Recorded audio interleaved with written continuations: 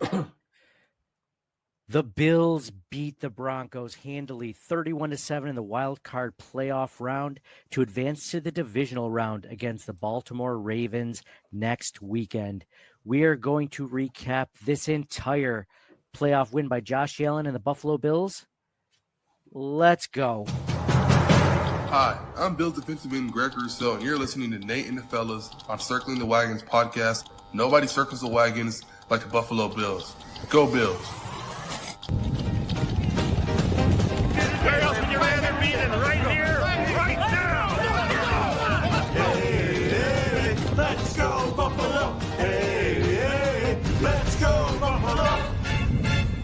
The Bills make me wanna shout! Hey, Bills Mafia, welcome to another episode of Circling the Wagons, a Buffalo fan base podcast.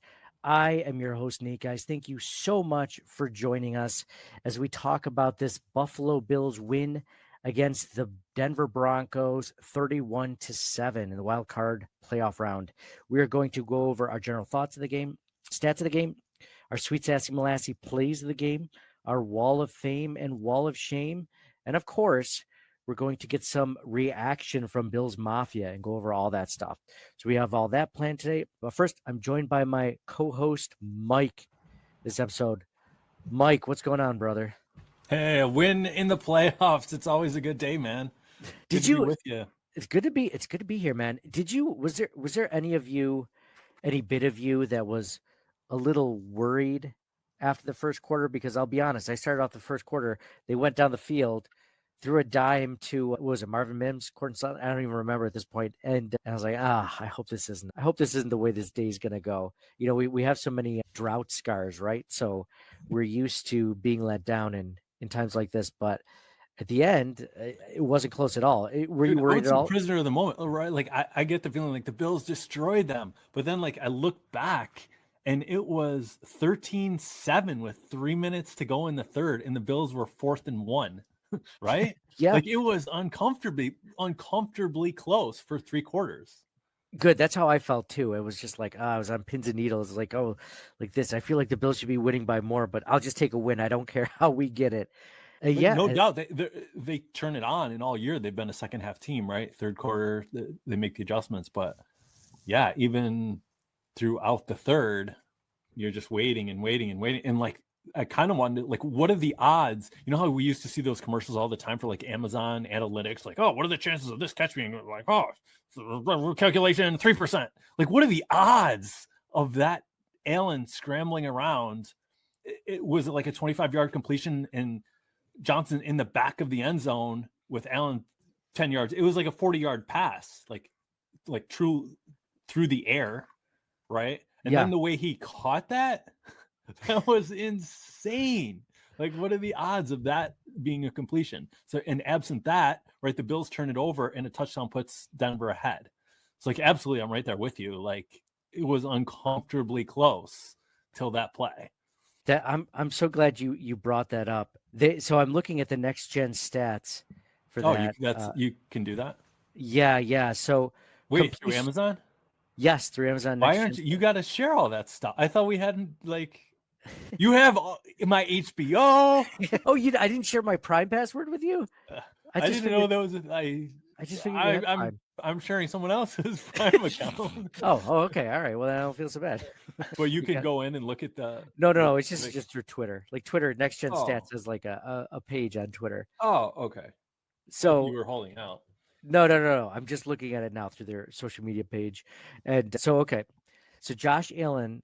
His completion probability, what'd you guess, 4%? Oh, I would say lower. I mean, I was trying to be hyperbolic, I guess, but like, so it's just a snap, like what's being calculated, like him throwing that, like, you know what I mean? Like when the play starts a touchdown, or like how it completely fell apart and then the calculation, because he's looking one way, looking the other way, he's going to run. It's only a 1 yard, and then to throw that ball. Hold on. You know what I mean? Like, yeah. I get what you're saying. Let me share this. 3% with you. What we're looking at here, I can show everyone that's watching it live with us. This is Josh Allen and the Ty Johnson touchdown.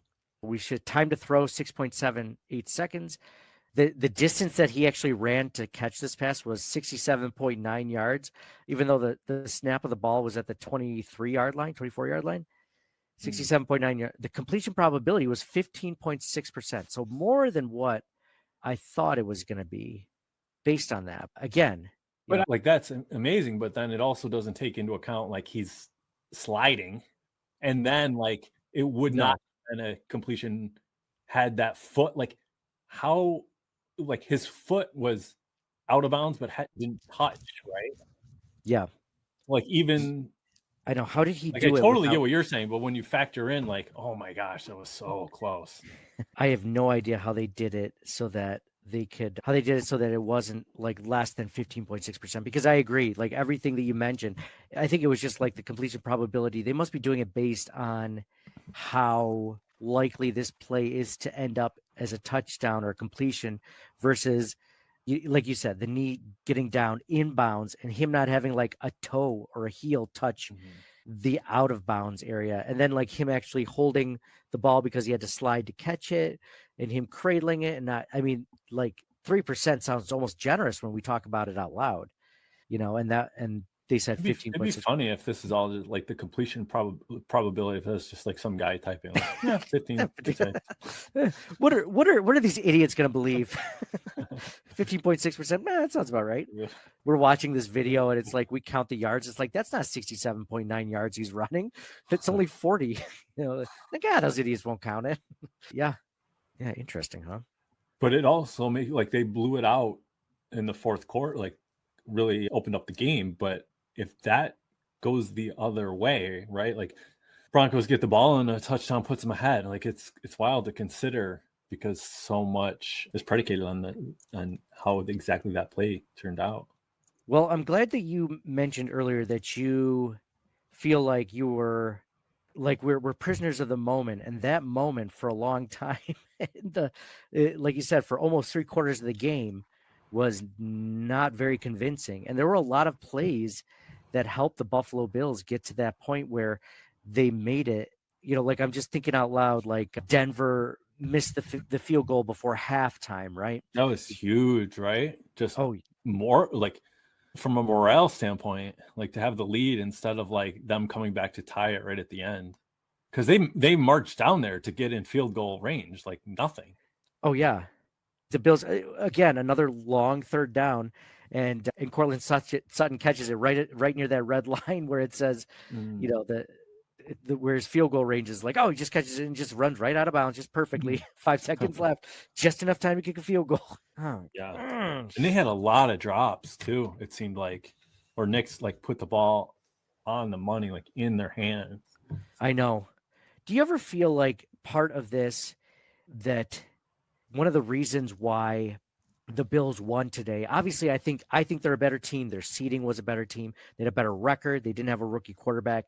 I think a lot of their success today had to do with the fact that they've been there before, right? So they've played enough postseason games to know that even though you're down 13-7 with only a little bit of time left in the third quarter, that the game's not over. Like you still have to put you just have to keep your foot on the gas. So other teams, younger teams, might be like, they got that first touchdown. This is great. We belong here. We're not just, because this whole time leading up to it, I had the feeling that the Broncos were just happy to be there, right?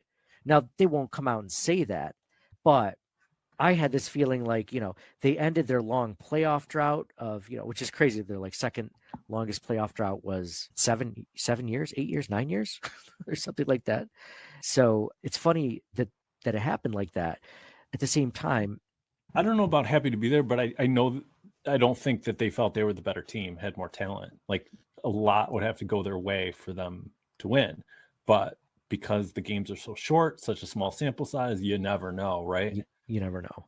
The best team and the worst team are not separated by all that much in the NFL. No, and analysts were playing one game. Just one game, anything could happen. And that's why a lot of analysts, they weren't necessarily picking the Broncos, but they were saying, I could see this being an upset against the Bills. And I think that's why, because they were a young, hot team and you never know what's going to happen. Like I mentioned, I think they were happy to be there, but they weren't necessarily, a lot of them are younger. They're not prepared for the stuff. It's just like the Bills. Remember when the Bills they broke their drought and they went to play the Jaguars. You went to that game, if I'm not mistaken. And like at first, you're just happy to be in the playoffs. Like this is great, man. I'm just happy I got invited, right? And then at some point, you actually have to perform. It's like, oh wow, like this is huge. And away game against a really good Buffalo Bills team in a hostile environment, that's a lot for an entire younger team, much less a rookie quarterback, to deal with. So I'm not necessarily surprised that the Bills won, but I mean, I kind of expected them to, for all of those reasons that we mentioned, the health, a lot of things leading up to it. So like the Broncos defense, clearly a good defense, great at getting to the quarterback, great at getting pressure on Josh Allen, great at, like stopping offenses, but they haven't played an offense like the Buffalo Bills. And I thought that, I'm glad it showed up. I'm glad that even though it was close for a good portion of the game, that they showed up and it ended up not being so close. So, Mike, here, real quick, I'm going to go into stats of the game in today's win. Let's see. Stats of the game on offense. Josh Allen, 20 for 26, 272 yards, 2 touchdowns, 0 interceptions. He also had 8 carries for 46 yards on the ground. James Cook, leading rusher for the Buffalo Bills, 23 carries, 120 yards, 1 touchdown. James Cook was cooking up a stir fry tonight. He was crushing them. Ty Johnson, 9 carries for 44 yards. And leading receiver for the Buffalo Bills today, Mike, if you had to guess off the top of your head, and I love doing this because I feel like it's never completely obvious because of the way that the Bills can beat you with multiple different receivers. They had some long plays. They had some short plays. Josh Allen put up 272 yards. The leading receiver for the Buffalo Bills had 68 yards. Do you know who that is? Probably Samuel, based on the one play, right? That is correct. Curtis Samuel. 3 receptions on 3 targets for 68 yards. He had that long 55-yard touchdown in the fourth quarter. But Khalil Shakir was right on his heels. 6 receptions on 6 targets for 61 yards. And then it was Dalton Kincaid had 3 receptions on 3 targets for 47 yards. He had that long 35-yard catch. I think that was in the fourth quarter also. Dawson Knox, 2 receptions. Dude, that catch, though, what I liked about that, right? Like the Bills knew it looked like a catch until you slow it down.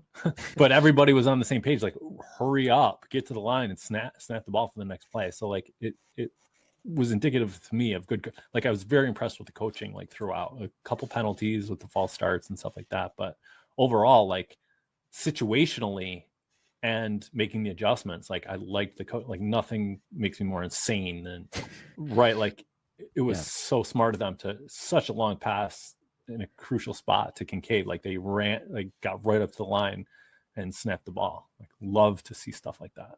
Oh yeah, for sure. For sure. I think that might be a preview of your Wall of Fame a little bit later on with the coaching staff. But by the way, if you guys are all watching us, if you have anything that you want to add live while we're recording this, including Sweet Sassy Molassie Play the Game, Wall of Fame, Wall of Shame, definitely feel free to get in on the comments, whether you're on Twitter, Facebook, wherever we're streaming this live. Feel free to get in on this as well. So appreciate you guys all tuning in. You're right, Mike. I love the fact that they, as soon as that play, like you said, in real time, it looked like a catch. And then you slowed it down. You're like, oh, that wasn't a catch. But by the time that they stopped that replay, to your point, by the time they stopped that replay on the broadcast, the Bills had already lined up, huddled up to call a play. And not only that, which is funny because like that in itself is an incredible coaching job. But then James Cook ran for 8 yards on that play. Normally that's like a run into a stack of defenders, right? Maybe you get a 1 yard if you're lucky, and he pulls off 8 yards. It was like, oh man, this is the best of all worlds. They got that 35-yard catch and then the 8-yard run. Love it. Ty Johnson, next leading receiver, 2 receptions on 2 targets for 26 yards, 1 touchdown. The 1 touchdown catch that we mentioned, the 24-yard touchdown catch in the back of the end zone, which, may or may not be my Sweet Sassy Molassie Play the Game. We'll talk about that later. Mac Hollins, 1 reception on 2 targets for 19 yards. 1 reception. The way that he was playing today, you would have thought he had more receptions because he had that great tackle on special teams where he just freaking lit up Marvin Mims Jr. to the point where I thought they were going to call a penalty because he hit him so hard, but it was legal, right? Like it was a good hit. And I was like, how is he not waving for the fair catch? Like this guy's you saw it happen in slow motion. That was almost, Mike, like like old school football, right? Like gridiron, like there's no penalties against hitting guys in the head or anything, like severely causing CTE back in those days. Like that was like one of those plays, it felt like. And then Mac Hollins with the one catch where he caught it and then he stood right over the guy. And I was just like, come on, man, what are you doing? I didn't hate it because the Bills won by, but like, and I don't think he would do that if the game was super close, but I was like, come on, man. It was a 19-yard catch, or what was it? Yeah, 19-yard catch. And then he just gave back 15 of it. So like, whatever. I mean, who doesn't like Mac Hollins? I think he's a really easy guy to like on and off the field, but he's got to play smarter than that if the Bills are going to beat the Ravens. I'm not worried about that, but worth noting. And then Keon Coleman, 1 reception on 3 targets for 5 yards. And then Amari Cooper, 2 receptions on 3 targets for 8 yards. I definitely bet the under on this one for Amari Cooper because I didn't think do so well against Patrick Surtain, and he didn't. The Bills defense leading tackler for the Buffalo Bills today was Terrell Bernard, 5 tackles, 1 assist. Matt Milano had a sack today. Greg Rousseau had a sack today. Bills not getting any turnovers today, but then again, they didn't really need to. Tyler Bass was 3 for 3 on field goals today, but they were fairly short. He had a 20-yard field goal, a 27-yard field goal, and a 34-yard field goal. So nothing too crazy, but hey, he hit them all, man. And that's about it. On the Denver side, I'll do real quick. Bo Nix, 13 for 22, 144 yards, 1 touchdown, 0 interceptions. He was also the leading rusher for the Broncos too, 4 carries for 43 yards.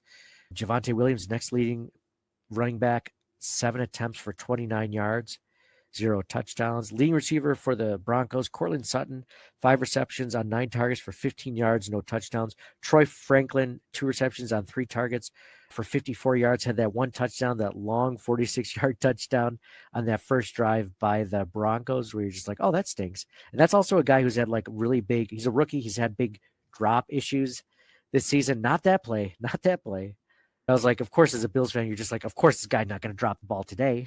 Not this time. And that's about it for stats of the game. All right, Mike, time to go into our sweet, sassy molasses. I would say, just to piggyback off the stats a little bit, like time of possession was ridiculous, right? And then just for the Buffalo Bills, you mean? Yeah. What was it? Do you remember? I'll get it for you, but I just wonder if you knew it off the top of your head. Get it for me. Wouldn't that be funny? It's like, it's 33 minutes to 27 minutes, Mike. It's not that bad. No, time of possession was 41 minutes, almost 42 minutes to 18 minutes. So absolutely. Wow. Yeah, that's crazy. 26 first downs for the Bills to 13 first downs for the Broncos. You know what makes me feel good about this game, Mike, is in looking at that, the Broncos legitimately have one of the best defenses in the entire NFL based on a lot of different metrics, based on statistics. Like they're just a great defensive team.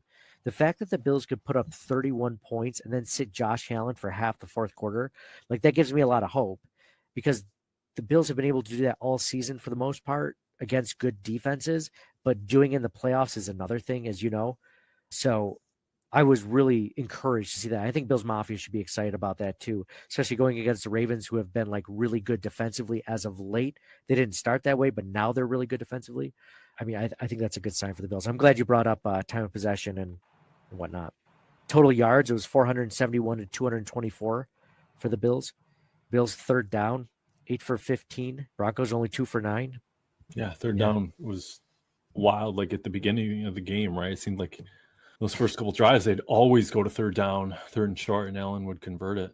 Like, geez, you can't overstate the impact that he has on the team. It's incredible. You know, it's funny that they just named all pros this last week, first team all pro. And obviously Josh Allen didn't get the first team all pro. I'm sure a lot of Bills fans know that by now. I went to Lamar Jackson, and an MVP hasn't not gotten the first team all pro designation since like the 80s or something like that.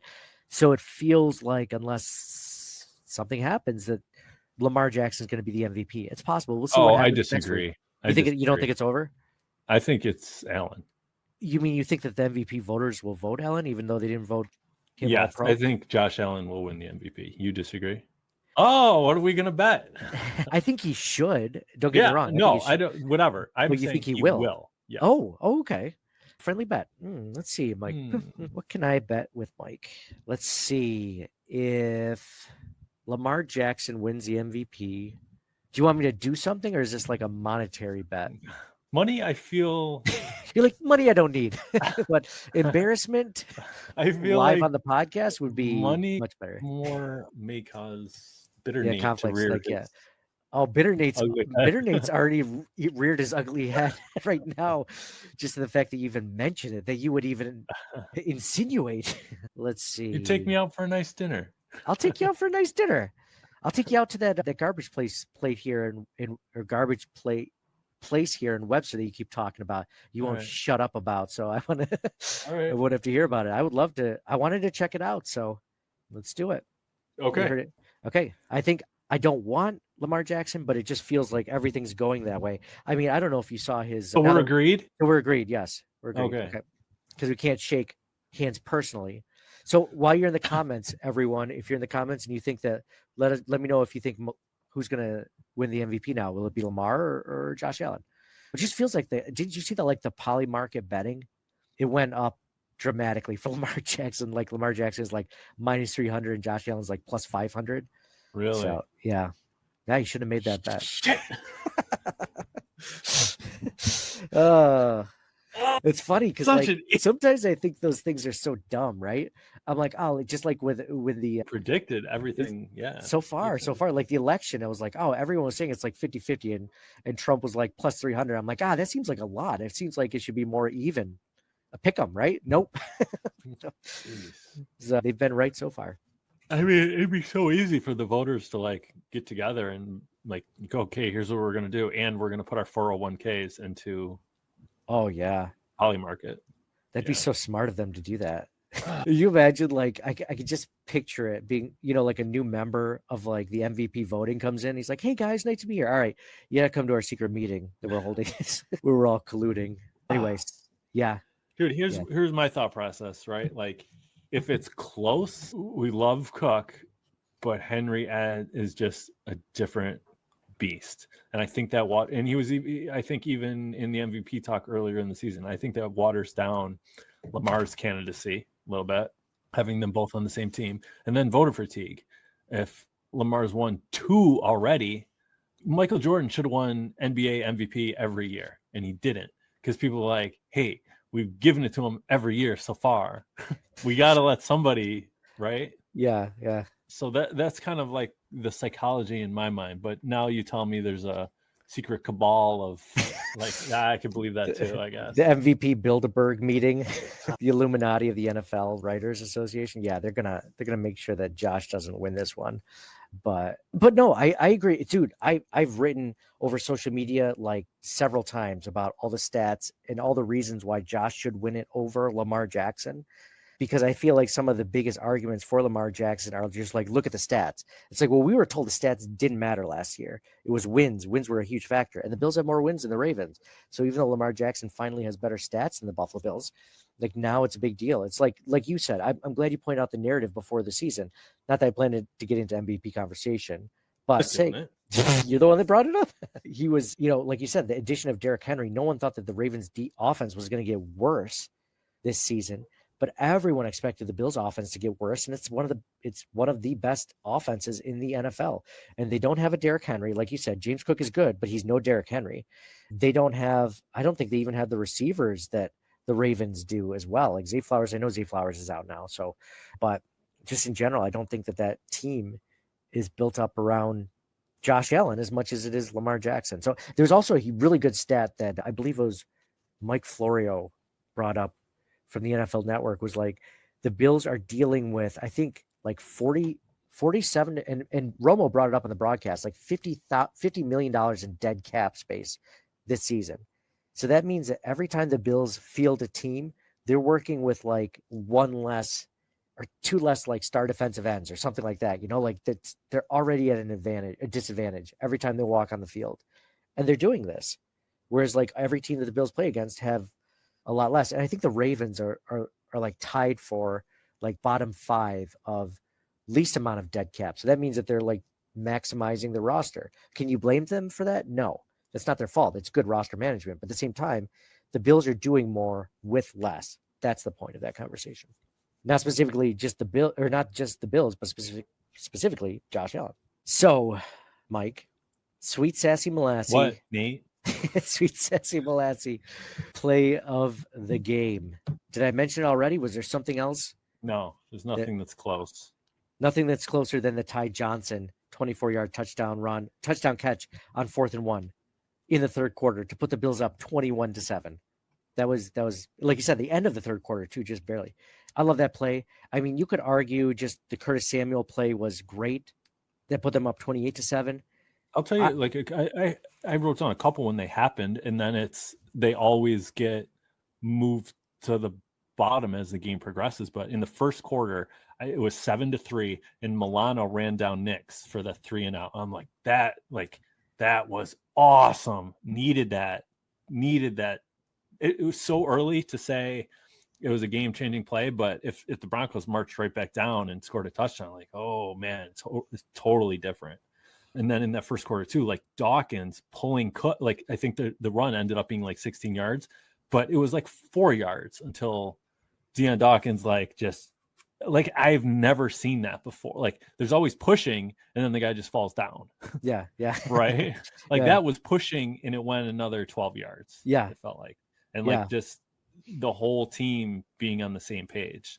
I thought those really stuck out and were huge to me. And then the third quarter, the no holding call on Kincaid. Oh, yeah. I have never seen a ref go over to the quarterback on the bench. It seemed like hat in hand. I don't know. Dude. Like, Chiefs fan coming in peace. Like, oh, sorry about that. like I've never seen that. So right before we recorded, I'm glad you brought up that play, Mike. Right before we recorded, I just saw the press conference where Josh Allen was asked specifically about that. Like, what did he say? Yeah. So this is interesting because what I thought he said was like, sorry, we screwed you on that one. Like that blatant hold, which, by the way, that hold on Kincaid, blatant. Like everyone saw Terrible. it. Yeah. Terrible. It was very obvious. I mean, Josh Allen could see it from 25 yards away, right? Clear as day. The refs didn't see it. That's fine. Whatever. That's one thing to be upset about. I get it. But if they weren't so damn, readily able to just call a penalty on the Buffalo Bills for holding all the time or whatever, like do it both ways. If you're going to call them all, right? If you're going to let them play, that's fine. But like, don't do this. Like, well, we're going to call this one on Christian Benford. That's obvious. And it was obvious, but not call the other obvious ones against the other team. I don't know. It just feels like week in and week out, the Bills are always playing two opponents. And it's just, it feels like that's not going to change anytime. And I don't know. I disagree. Like it stings when it goes against you, but sometimes I'm surprised it's calls we get in our favor too. So like, really try not to be right. Like, oh, the refs screwed us. I don't think they screw us. Because every fan base says that same thing. Yeah, but I feel like it's more. There's always I hate when people say that, like such resolute, definite. Like it's always like this. Dude, yeah. You never take out the dishes, or you feel never like take out the we're trash. talking to our fathers. Talking to our fathers. So I want to say, like, let's say there's a caveat. Yeah. Like, let's say there's 6 poorly called plays each game. I want to see at least 4 or 5 of them. It feels like are against the Bills each week. It's never usually 3-3 or 2-4 where the Bills the Bills got the majority of it. I feel like that rarely happens. So anyway, but maybe the Bills are actually doing it more. So what what the ref actually said to him was, you can't yell at us like that. Like you can't. He came over and be like, dude, you got to freaking, calm it down. You cannot yell at referees like that. So it wasn't so much like, hey, that play, yeah, you're right, maybe it should have been called. It was nothing like that. Like that guy was just like, you can't yell at us like that, man. All right, something bad's gonna happen. It reminds me of basketball when Squeak's like, dude, I swear to God, you guys make fun of me 13 or 14 more times and I'm out. But no, he was basically just giving them the like, hey, and some fans in the NFL would probably see that as the Bills getting preferential treatment. Like they might throw the flag against a Bo Nix for yelling at the refs, which is that's a fair assessment. It might be like that, even though it was completely obvious that it was holding in the end zone. I mean, he basically pulled him down. So anyway, All those plays were really good. Sweet Sassy Molassie plays of the game. Honorable mentions, obviously. We mentioned the big one. Mike, I'm so happy you brought up the Matt Milano first quarter sack. The Bills were down 3-7, and the Bills didn't look great offensively, and the Broncos were looking good offensively. Taron Johnson just got injured on the play beforehand. So you're like, shoot. It just felt like an avalanche of what else can go wrong for this team, right? They're already losing against a team they should beat, and now they're losing their star cornerback, if not one of the best players on their defense, in Taron Johnson. You're just like, this looks like he's down with a head injury. It's maybe a concussion at least. Best case scenario, it's a concussion. Like this sucks. And then Matt Milano, who's been injured all season, is now in his 30s, like ran down Bo Nix like he was right out of college, right? Like he looked great on that play, and he saved them. And that play led to, like you said, the punt to force a fourth down. The Bills punted, right? Or the Broncos punted to the Bills, and the Bills got their touchdown, didn't look back, right? Like that was the Gettysburg play of the game. In my opinion, that's when the game truly changed. You mentioned a lot of good plays. Denver. Another thing I liked is like they gave up the fake punt, right? Which was unfortunate. But then it seemed like it galvanized the defense, and they came right back out and stopped them right over again. So like that went from, hey, awesome play call, gutsy, we're going to steal the momentum back. Like, oh, even when things go perfectly right for us, it doesn't even matter. The Bills came right out and stopped them. Yeah. So I loved how that momentum meter just shifted so decisively when they could not capitalize on that. For sure. For a Bills defense that's taken its lumps this season, that was great. The ability for them to like reclaim themselves. And my only disappointment there, I would say, is like the defensive line.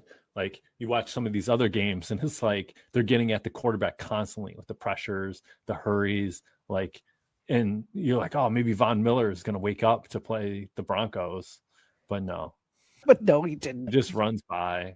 So this is interesting, Mike. Like I agree. It'd be so dynamic. Imagine if they had an actual pass rusher on there, yeah. like consistently good pass rusher. Mm-hmm. Agreed, 100%. And I actually was going to put the Bills pass rush on my wall of shame later, but listen to this stat. According to Next Gen Stats, Bo Nix was pressured on 14 of his 27 dropbacks. The Bills' pressure rate of 51.9% was the highest he's seen all season. So it didn't look like that, though. It looked like he had plenty of time, each play, not each play, but a majority of them. But here it says that he was pressured for most of the game. That's just a guy in a room typing things, man. Dude, can we make it an inside joke with only the listeners and the streamers that I just make up stats of like the Bills on Twitter? You could create a Twitter account. Yeah, Next Gen Stats. I'm just going to like do it from our CTW account and just rattle off stuff that's not completely real. Did you see how that one, we already talked about this a few weeks ago, that one Aaron Rodgers brought up this stat that was completely made up on Twitter? Yeah. So that stuff would just catch like wildfire. Like Von Miller was, held on, 60% of his plays, and people would be like, yeah, well, you can't say 60% because people will catch on and be like 61.8%, right? Yeah, that sounds real. I'll just, if you really want to do your homework, just see how many snaps he took, right? And actually, so if anybody did the division, if he played X snaps, about 3/4 he was held, and divide it out, and there you go. Yeah. Nobody's going to check beyond that. Don't give the percentage of snaps. Give the actual amount of snaps, right? Like do the homework. Do the homework. How much was he on the field, and then just make it up. Yeah, I should do that right now. See how well that goes. See how much it takes off. Dude, it's who's going to retweet it? Von Miller. Why wouldn't he? Like that's what I'm talking about. No, it's not me. It's the holding. It's the holding that's the thing. That's why I'm not getting as many sacks. So my Gettysburg of the game, the turning point of the game for the Buffalo Bills, in my opinion, was Milano, like you said, getting that stop in the first quarter, which is crazy to think a play in the first quarter. And then an honorable mention for the Gettysburg of the game would be the missed field goal before halftime that we talked about. That Denver fake punt play was, in my opinion, inexcusable for the Buffalo Bills to have happened to them. I know Tony Romo said it's a great play call because they waited until the corner turned his back on Marvin Mims. But at the same time, why isn't Jamarcus Ingram being coached that like, hey, always be ready for a fake punt. like there's certain things that like they should be ready for, right? Especially against the Sean Payton. Sean Payton had to start the second half of that Saints Colts Super Bowl a decade or two ago. He started off the second half with an onside kick. Why wouldn't you think that he would do this, especially in a game he's losing? This just boggles my mind that they weren't ready for that. Be like, hey, by the way, but the way that the rules are right now, you can't do an onside kick. You know what you can do though? Fake punt, fake field goal. Be ready for all those. We're going to get into Wall of Shame later. Let's go into Wall of Fame. Let's start with that one. Mike, who do you have on your Wall of Fame? The MVP of the league, Josh Allen, and the coaching staff I was very impressed with. Like we've run out of superlatives. It starts and ends with Allen. Like it's never been more evident in the NFL. Like you need a quarterback to win. It sounds ridiculous to say, right? But like somebody, like every team left has a great quarterback and one that's mobile. And like you could make the case that it's Allen and Lamar and Mahomes, right? And it's amazing time to be a Bills fan to have, like, it was just so evident on third and shorts, fourth down, like it just takes over the game, and the Bills would be completely lost without him, I think. And that, so like the short plays, you're like, you just believe like, oh, he's going to get it. And then like the 4th and 1, like the long passes too, like he's full, can do it all, man. Yeah, I agree with you. At this point, it's hard to just describe how well Allen is playing, how much he's not pushing the ball down the field unless he needs to, how he's being patient, how he's not. I think earlier in his career, especially his postseason career, he would get like flustered very easily. Like he's a very emotional guy. Like you could tell, and not in a bad way, you could tell the emotion on his face when he threw that pass to Ray Davis. And Ray Davis ended up getting a concussion, get knocked out of the game. You could see the look on Allen's face of just like, not just disappointment that he didn't catch the ball or anything, but that he put that ball out there and he let one of his receivers, his running back this time, get hit like that. And he felt personally responsible, right? Like he's an emotional guy, which is not a bad thing. But I think in previous seasons, that would have potentially changed the way that he played the game the rest of the game. Or like if the Bills were down like they were early in the game, Josh Allen would have pressed much harder as opposed to let's slow it down. There's plenty of time left, plenty of possessions left. Let's keep it going. The game's not won and lost in the first quarter, right? I think that's how Josh plays now, which is huge. But this, we're seeing the evolution of Josh Allen before our eyes, and it's great to see. So Wall of Fame, obviously Josh Allen. I like it. Do you have any honorable mentions before I give a couple of mine? Or I was very impressed with the coaching and how they kept their foot on the gas like late in the game. Yeah, definitely. I mean, not just becoming one-dimensional and running. Agreed.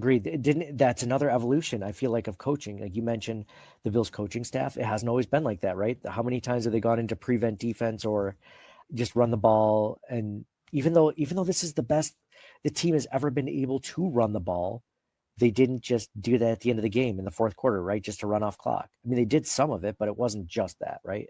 I love that you said that. The Bills were averaging, James Cook was averaging 5.2 yards per carry today. So I think James Cook deserves an honorable mention for the game that he had. Incredible game.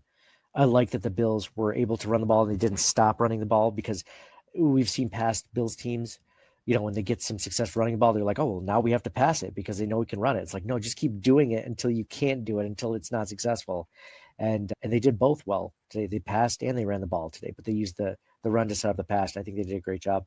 I'm going to give an honorable mention to the Bills defense today, only allowing 7 points against, a good young quarterback and an offense that's not bad by any stretch. I mean, they do have an all-pro on their they have a couple of all-pros on their offensive side of the ball.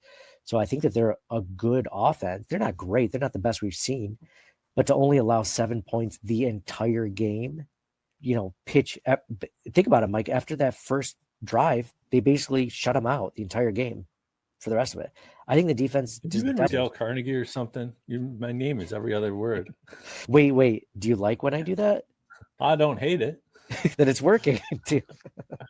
Mike, the thing is, Mike, what I like that you did, Mike, earlier was, so I forgot what I was going to say. Oh yeah.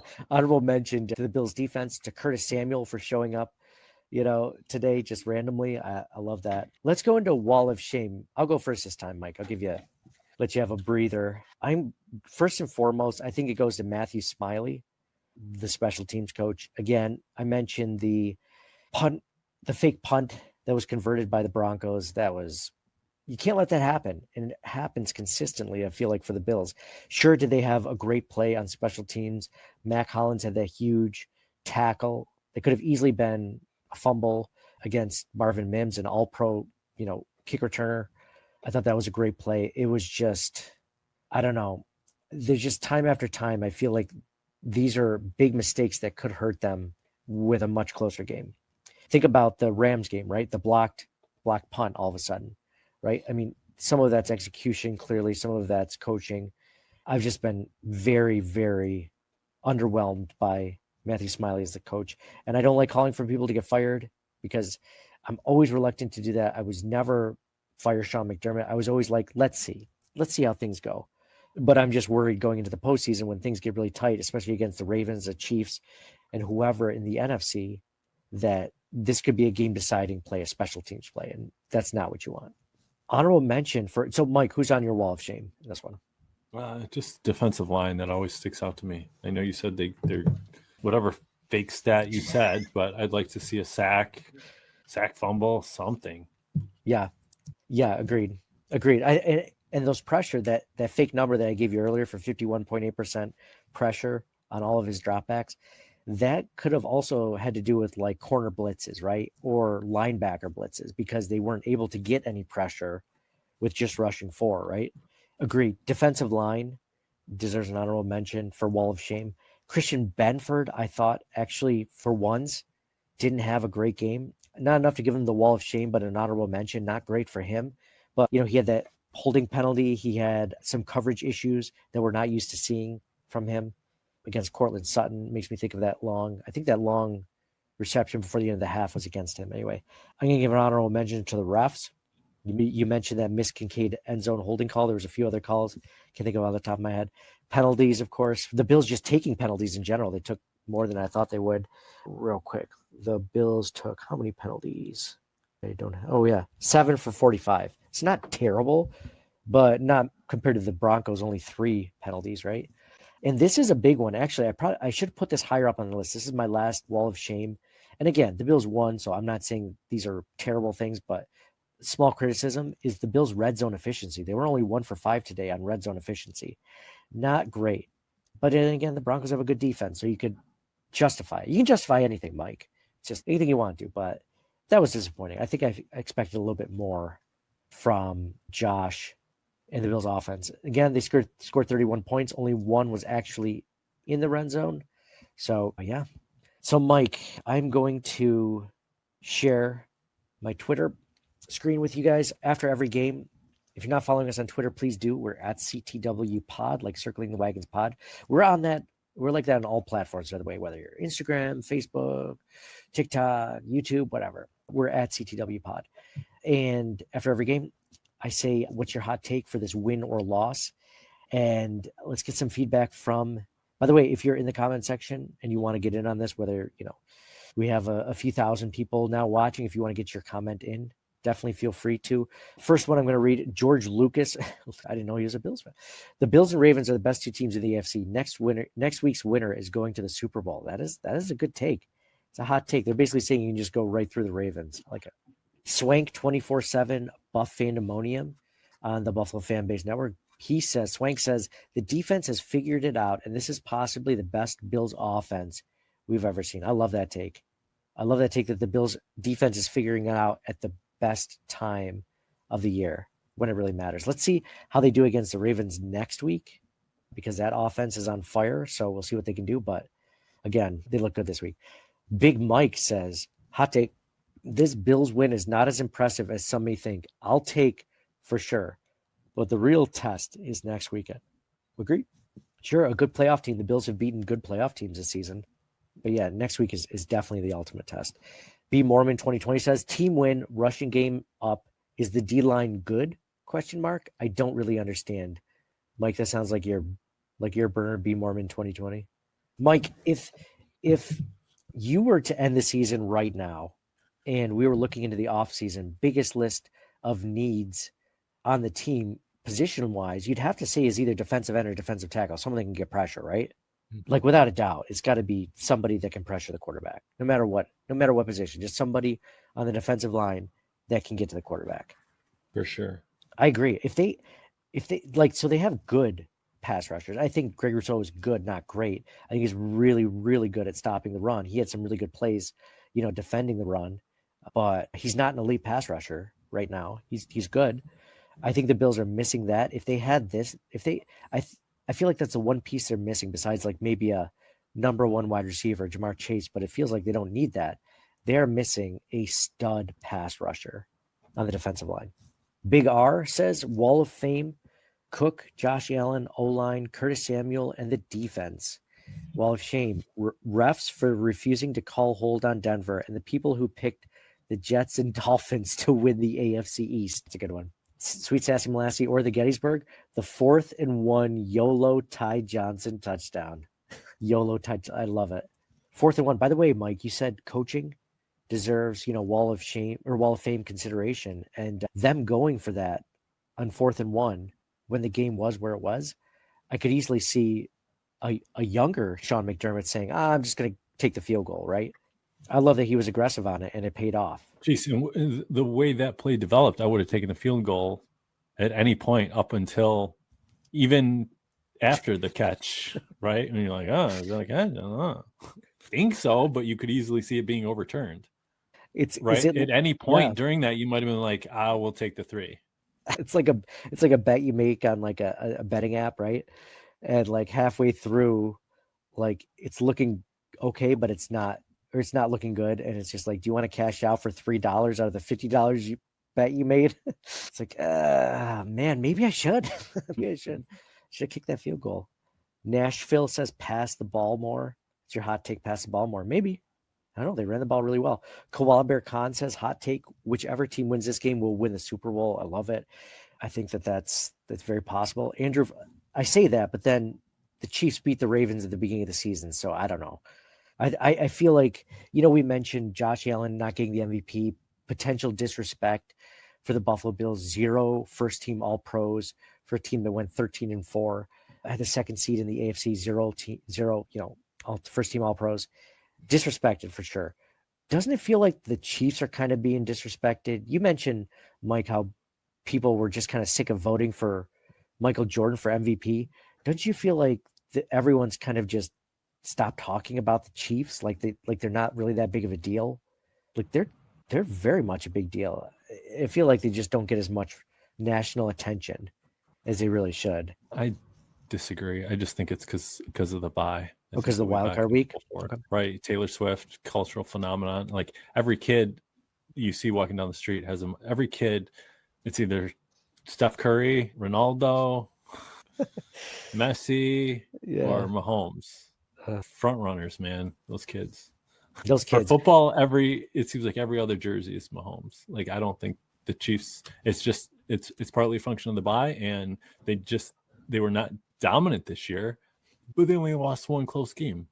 But every game was close. So it doesn't feel like an inevitability like sometimes it does with the teams that are completely stacked, right? Like number one and then everybody else.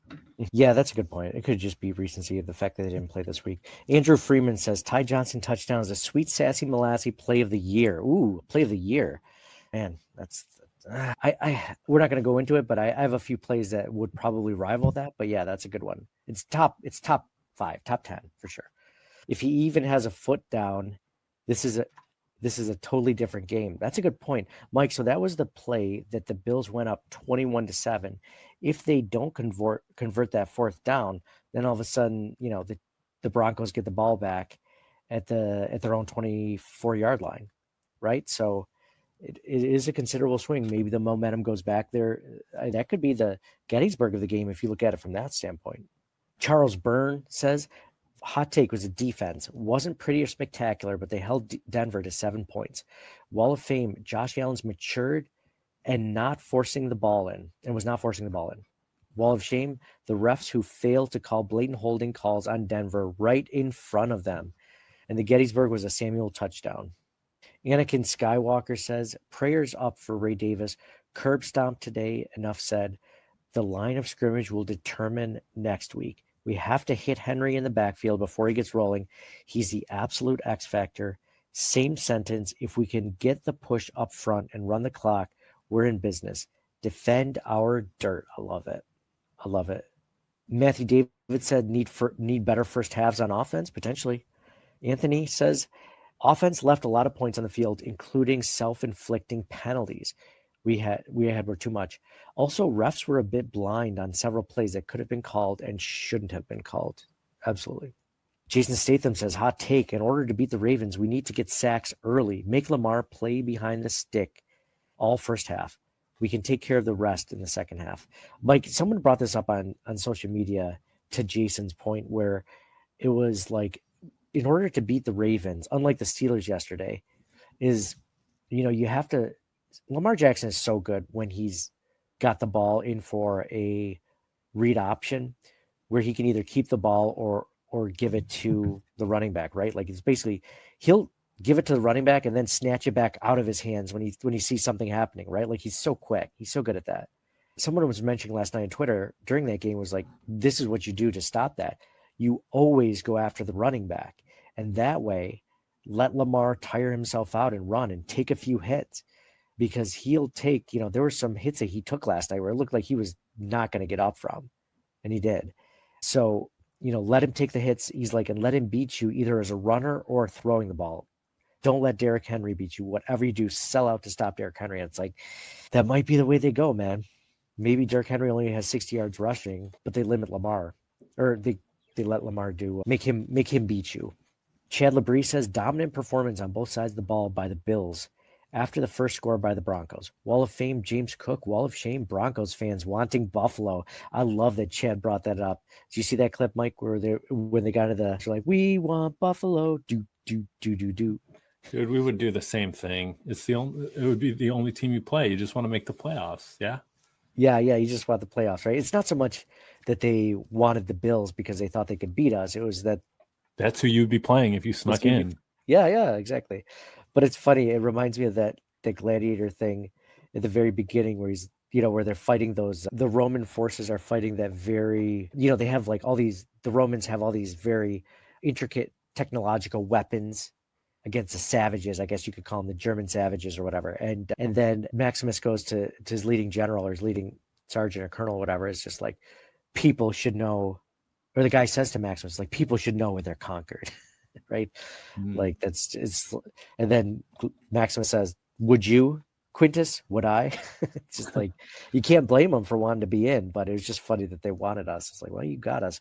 I was trying to think of a good movie clip for a meme or a TV show clip for a meme of a guy that like really wanted to fight or really wanted to do something and then just like gets his butt handed to him, right? Just think of a movie quote like that where someone's like, all right, come on, let's do this, and then just gets the snot kicked out of him.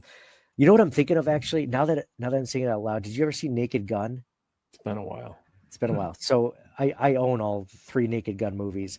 And in the third one, they finally catch this guy who's like a dirty crook, right? And this old cop that's like Leslie Nielsen's best friend, he's like, no. He's like, I want a piece of this guy. They're like about to carry him out. They're like, no, let him go. I want a piece. He's taking off his like rings, his watches, and he's like rolling up his sleeves. He's like, come on, I want to. And he just walks up to you, hear, like he's like punches landing. They're like, all right, that's enough. Let him up. And then you see him and the cops on the ground just face down. And the criminal is just like, boxing over him. It's just like, all right, let him. He's had enough, guys. So I found my meme for later tonight at midnight when I'm putting it. Yeah. Sometimes you just need to talk about things out loud, man. That's perfect. All right, a couple more before we end this one. Richard W. Griswold, total domination, 210 yards rushing, led by Cook. Johnson and Allard were huge. Rushing defense came to play, going to need an even larger effort next week. Broncos good, but 2 years away. Bills 0 games away. Absolutely. Let's see. Bill Lasso says there are some players on this roster. I think people treat us like Josh does everything, but that just isn't true. Cook had an amazing day running. Ty Johnson had a great catch, and Samuel's run was awesome. I love Josh, but he's not the only awesome player we have. Go Bills, baby. I love that point too. Ty Johnson is my favorite. I wrote this on Twitter. My favorite non-Bill starter, Ty Johnson. And some people had some other good ones like Alec Anderson. There's 6 offensive linemen. I love Alec Anderson. He's always playing well. He's always talking some major trash whenever he's out there though too. He's always pissing guys off. But great player. AJ Tharp. I think we'll leave it on this one. AJ Tharp says, hot take, the curse of OJ died when he did, and we start our Super Bowl run by defeating his most prized namesake, his Bronco. We'll go through Lamar, we'll go through Mahomes, and we'll bring that Lombardi to Buffalo. I love that. AJ, absolutely. I'm going to retweet with that. That one was so good, I'm going to retweet it. AJ's good. If there's a way to sort Twitter so I can put him at the bottom to conclude our podcast, always crushing it. AJ, thank you guys all for listening. Thank you for being a part of this show. Thank you for viewing. If you're viewing this live or later, when I post this later, thank you guys all for being a part of it. Mike, the Ravens next week. Any final thoughts? Do you know what the line on that one is, by the way? Bills are favored by 1.5. 1.5 at home. Okay. All right. You sure about that? What do you got? I think so. I haven't told you this. So we have a DraftKings account together that we bet on. I usually make like one bet a week on the Bills. I used to tell you about them, but you never responded. So I just keep doing them now. And oh, by the way, so we make money almost every week because I do a teaser. I do a 6-point teaser. So like this week I bet the under.